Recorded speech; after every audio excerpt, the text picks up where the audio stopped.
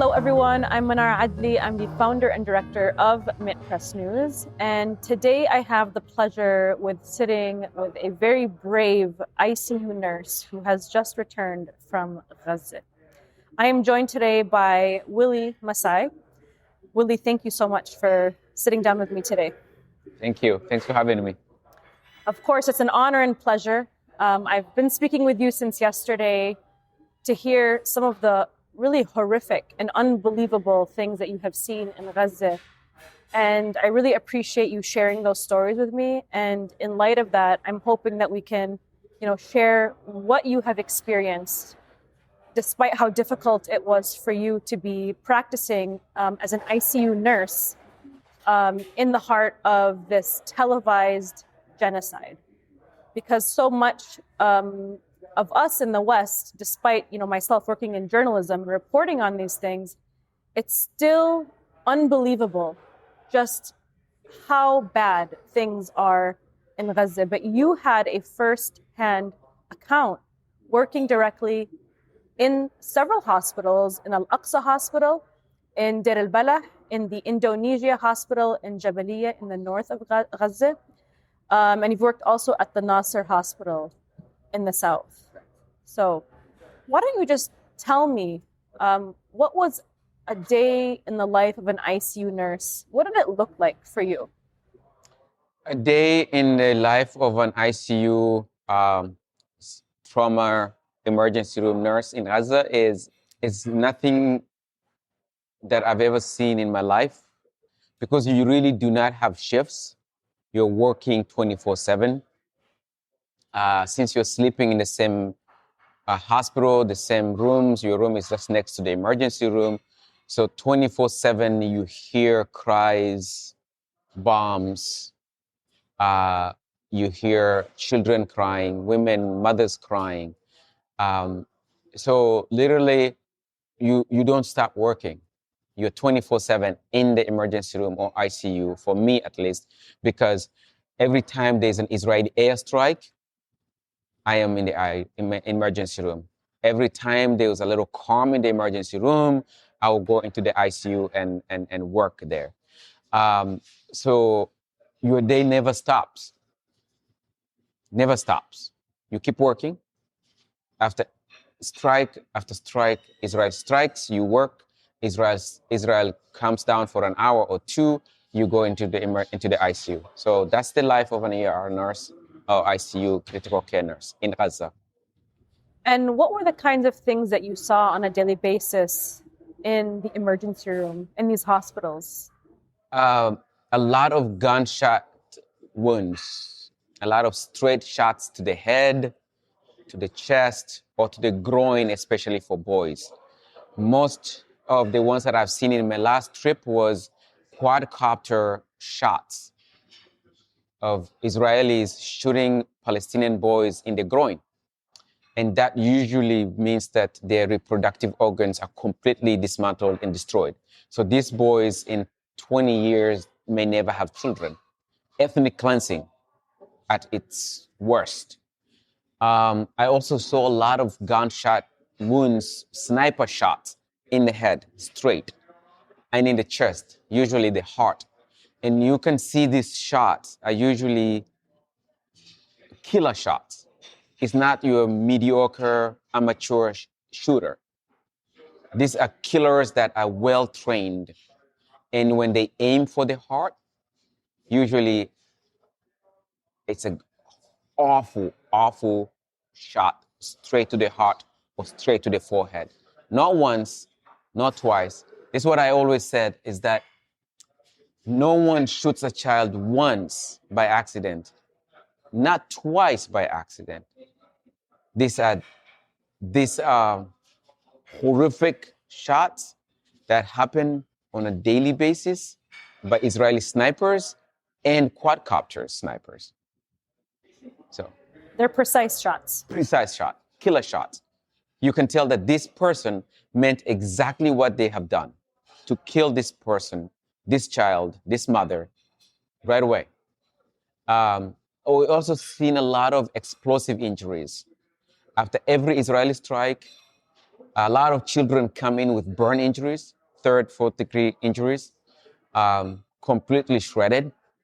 I've seen a mother come to me in the middle of the emergency room when everybody's busy, and she had a little plastic bag. She says, "Here, Alhamdulillah, what can you do?"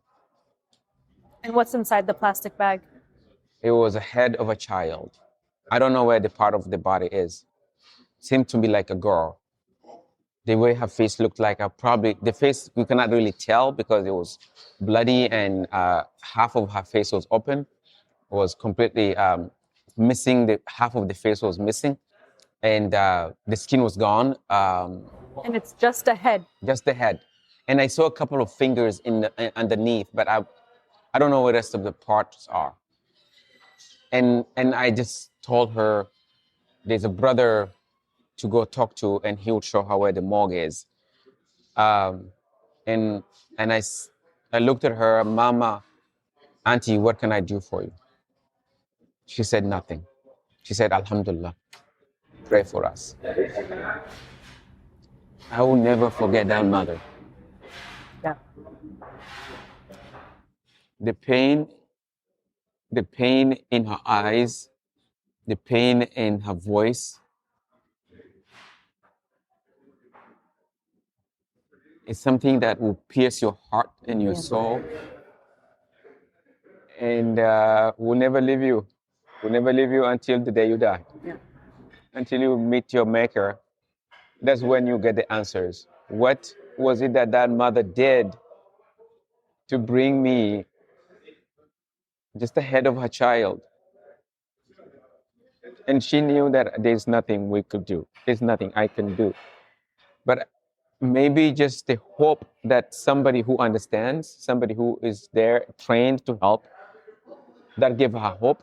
I don't know what it is. But I pray to God that wherever she is, I hope she's safe. I hope she finds joy. I would love to meet her someday, but I don't know if I will. I'm not sure if she's alive. She was injured. She was bleeding from her forehead, but she didn't care. I was telling her, "Can you go to, we'll get you seen and go to the, get some images for your head. We'll see what's going on." I hope she's alive. Sorry.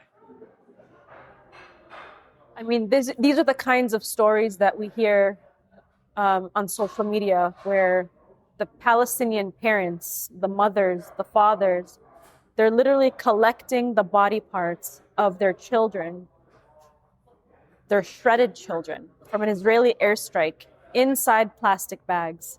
And they would bring those bags of their children's body parts straight to you. It's one thing for us to see this on social media.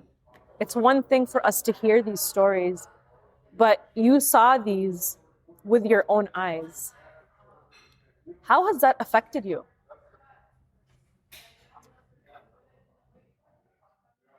I'll never be the same man again. None of us will be the same man, same woman again, because for one, I can still smell the smell of mixture of blood, gunpowder, dust, and burning flesh. I can still smell it. Because once you're in Gaza, that's all you smell. When mothers and fathers bring their children to you, or husbands bring their wives to you, or fathers bringing their daughters to you, all you can smell is that smell of blood and burning flesh and gunpowder as you open them up and to see what you can do. That I can still smell it. I can still hear noises. If somebody opens the door and slams it, I lose myself because I feel like there's an airstrike. Most of the time, I feel I'm dead inside. My heart is shredded. My heart is in pieces for the children of Gaza. I remember my little patient, the first patient, her name was Hadil. She was 2 years old. She comes in and completely shredded in the head, shot by an Israeli sniper. She's gasping for air, trying to take her last breath. And I looked at her, she's looking and she's staring, and I thought, my money, my taxes just killed you. I'm guilty, but here I am trying to save your life. Looking at the eyes of a Palestinian child and knowing that the American people, we are contributing directly in their massacre, directly in their killings. How can we be the same? You will never be the same. Your cameraman will never be the same. None of us will be the same because we are guilty. Absolutely. I am guilty. I look at Hadil. I said, Habibi, I'm so sorry. I paid for the bullet of the sniper that killed you.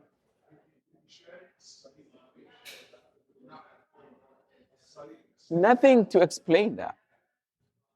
And I come home and people do not understand what's happening. Some people, most people now do. Yeah. How can we be so blind and not see what's happening? We'll never be the same people again. Yeah.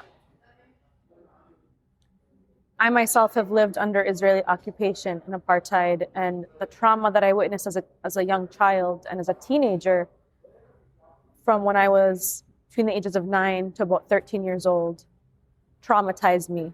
It was ingrained in my nervous system for a very, very long time.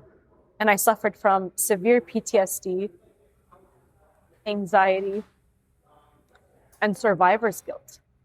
And I'm sure you, having just returned from Gaza, having seen these horrors, coming to a very calm, serene lifestyle here in the United States, it really messes with your mind because of what you just said, because it's our tax money that is funding and paying for the literal slaughter of these children, these women, and these men and these boys. You know, we don't talk enough, obviously, about the boys and the men that have suffered through this genocide. And so I can imagine that your daily life doesn't look the same. One of the most difficult things when you leave Gaza is, as I'm getting into my convoy, trying to see how that I'll never see these children again. I may never see them again. The difficult thing is this: I'm going home to the safety of my own home. I can go home and eat whatever I want to eat. Meanwhile, the Palestinian people just fed me the last piece of bread. The last piece of bread. And so when I come home at my house, I look that I have water. I can shower. In Gaza, there's no water to drink. I have water to water my garden, my lawn, for hours. People in Gaza don't have that. They don't have drinking water. Children are dying of malnutrition, dehydration, and diarrhea. Why? Because the water is contaminated. Israel has destroyed every fiber of the social structure in Gaza. All infrastructure is destroyed. Water tanks are destroyed. They have bombed hospitals. Nasser Hospital, when I was there, the Nasser Hospital is completely gone. Kamal Adwan, I just saw it. Shifa Hospital, I saw it. I have videos of it. I can show you. I've been to Shifa Hospital before the genocide. There is no more Shifa Hospital. Yeah. Nasser Hospital was just bombed a couple of weeks ago. While my friends were in the emergency, were in the operating room. And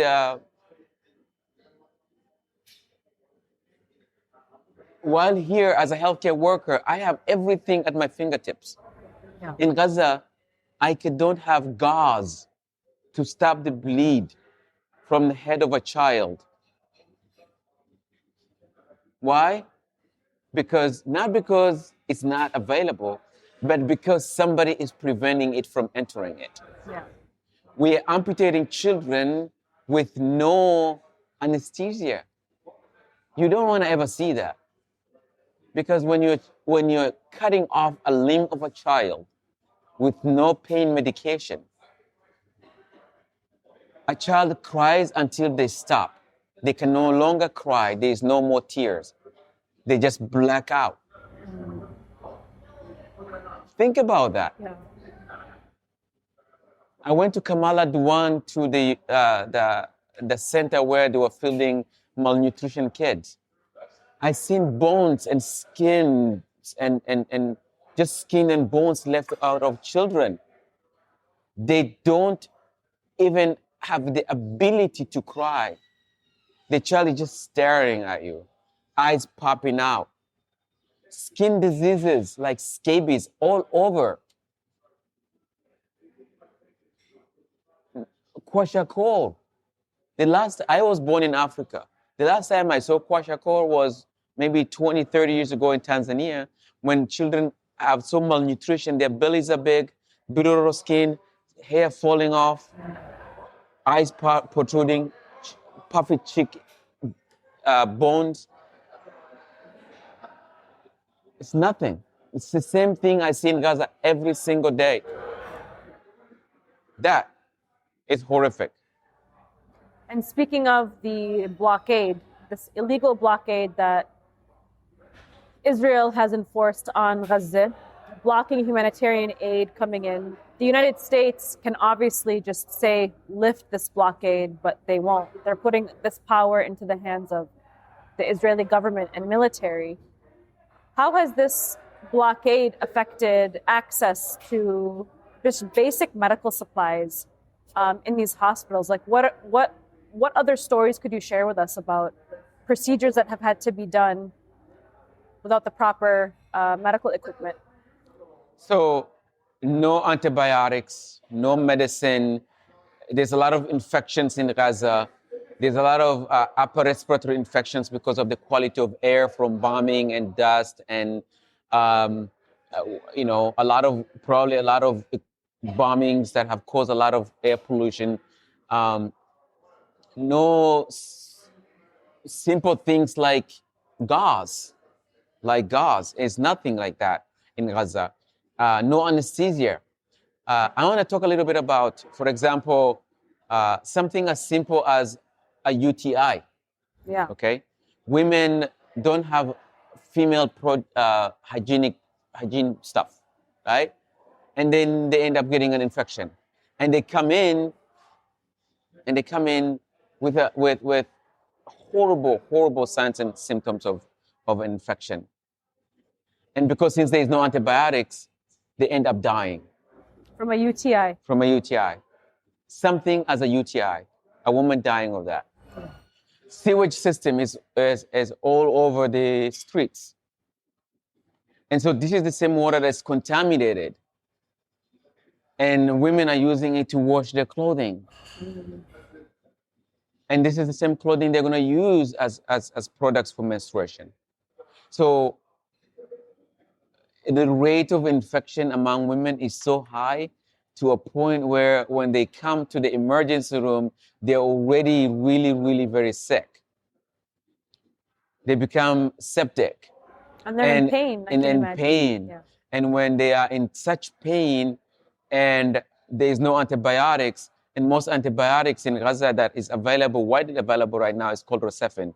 And there's no any other type that I've seen at least. And the rest cannot be, Rocephin is extremely resistant now. And so losing mothers and young girls to infection because they don't have sanitary pads It's very painful. Yeah. Something that shouldn't be happening, but it's So happening basic. in the world. It's like the most basic, fundamental right of a woman to have access to Yes. these, sanitary products Yes. for their monthly cycle. Yes. And then we have the Democratic Party saying their number one issue is women's health issues. Democrats portray themselves as the saviors of women who support women's right to abortion, women's right to IVF clinics, women's right to all of the health issues that they claim to support. We heard that from Joe Biden. We heard that from Kamala Harris. And yet women are dying from UTIs because they did not have access to sanitary pads during their menstrual cycle. You mean I'm not a politician, I'm a healthcare worker, but my answer to that is simple. Maybe they just mean white women? Exactly. White suburban women? Yeah? Yes, maybe that's it. But if you're any black or brown woman, whatever you are, you're on your own. If Kamala Harris or Joe Biden or any Democrat, your U.S. senators in Minnesota here, if she's a woman, Amy Klobuchar. Yeah. If she's a champion of women, Amy, go to Gaza, please. Yeah. Go see it yourself. Kamala Harris, go to Gaza. You care about women? Go to Gaza. Look at the mothers in Gaza that have lost their entire families. They have lost children. Tell them that you care. Please do. I'll go with you. It's all a facade. Right. It's all what we can see from the outside. We hear a lot about the women in Gaza, the mothers in Gaza. I mean, it's so distressing to see the pain that they've been through. I'm a mother, I have 2 boys. Cannot begin to imagine the pain that these women are going through.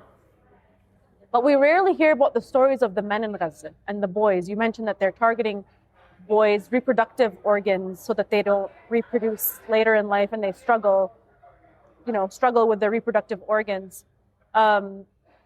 You worked with a lot of the doctors there, and a lot of them are men.